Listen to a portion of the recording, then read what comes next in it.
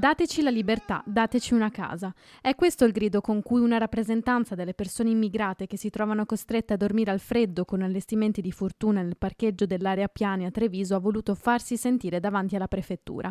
Alcune di loro hanno un lavoro ma non riescono ad entrare nei sistemi di accoglienza a causa della burocrazia.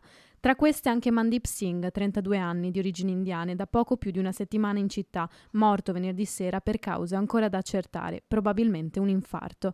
Mandeep era una delle 22 persone che attualmente vivono nell'area Piani, tra loro anche Nasir. Vivo nel parcheggio perché non ho nessun altro posto dove vivere, non un rifugio, non un tetto.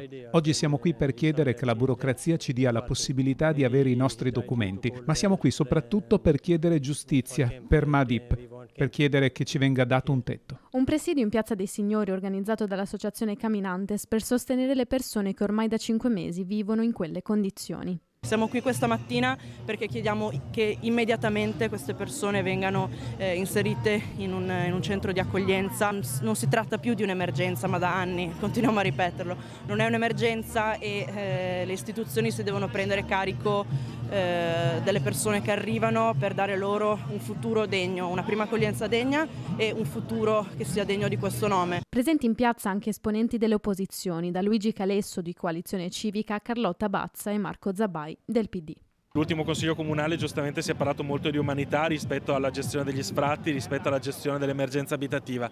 Ecco, siamo sotto Natale, se non esprimiamo umanità a tutte quante le parti, prendendosi le proprie responsabilità, dando una casa a chi letteralmente sta dormendo al freddo, noi non facciamo assolutamente il nostro compito. Per cui è chiaro che io invito l'amministrazione comunale a prendersi le sue responsabilità, ad agire immediatamente, a trovare insieme alla prefettura, insieme alle altre istituzioni una soluzione immediata.